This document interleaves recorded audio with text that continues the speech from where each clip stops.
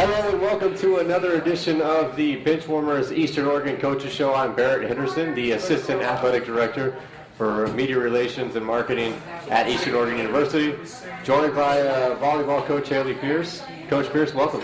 Thank you. Another week, another great show. I know. Week flies by. I feel like we're in here every day. It really does. You know, if you're here every day, I don't need to know about that, and maybe people don't. So we'll go ahead and get this thing going. Eastern Oregon right now, you look at the Cascade Conference standings, they're second after a 2-1 weekend, or 2-1 week. You had a victory at Walla Walla last night. Talk a little bit about that. Yeah, everyone on the team got to play in last night's match, and they all did really well. And we got to run some of the plays we haven't run yet this year, and that was a fun match for us because it didn't matter as much as a conference game. So we got to try some things that we haven't done yet, which was good. What did you take away from last match and how our girls played? Against Walla Walla? Yeah, against Walla Walla.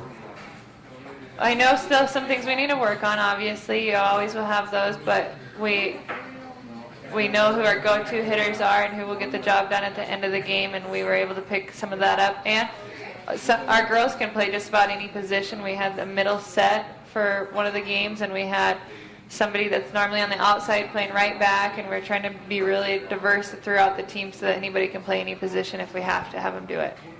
Now looking back to Friday, at number 14 in the NAI, it just came out today, Southern Oregon. You took the first game from them. That's something the College of Idaho, who's now number 16, couldn't even do. They got swept. How did that feel to pick up a first game win at Southern?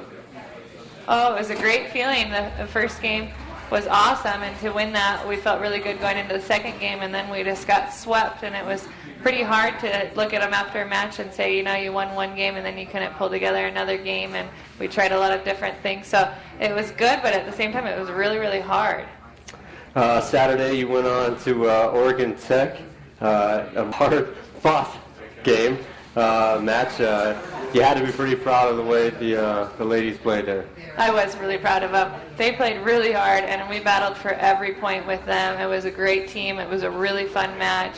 We had a lot of parents that were from the other team come up and tell the girls good game, and that was a fun match for them to watch. And we learned a lot about ourselves and that we can dig deep and finish a game even when it goes to 5.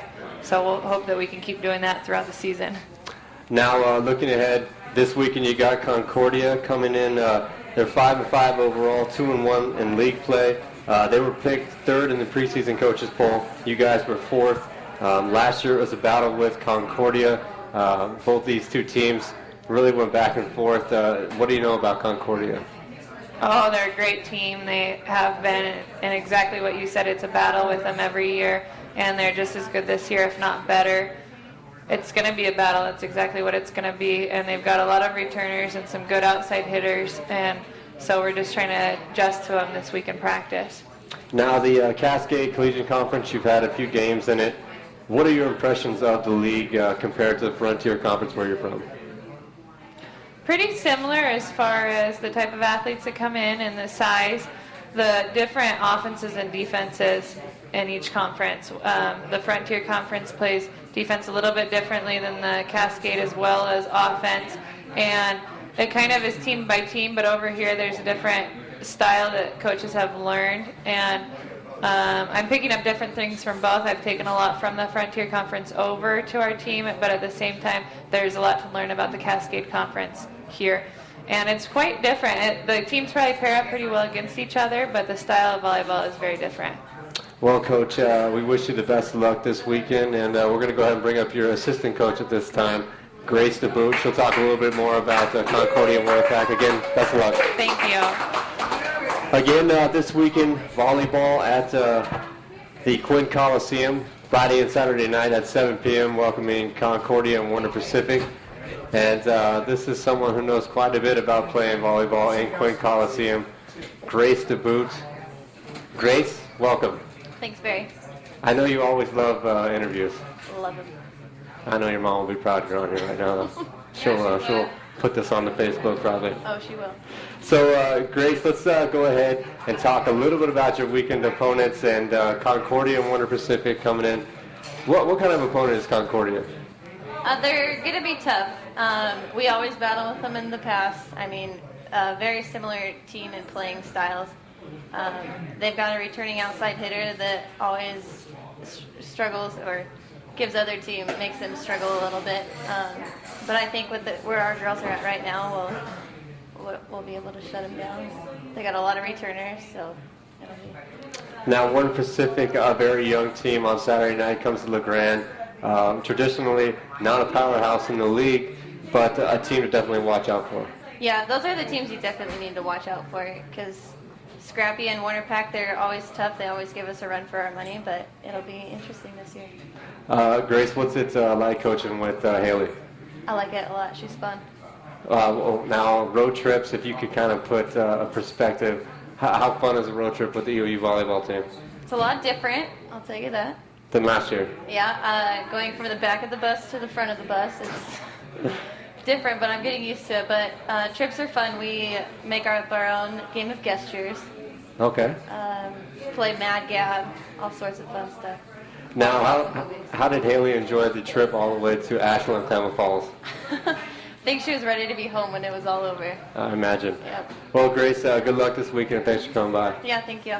At this time, we'll go ahead and bring up Coach Tim Kemp, the head football coach for Eastern Oregon University football.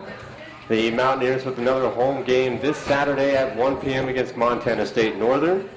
And, Coach, you always have trouble with these headphones. Come on, I got a big head.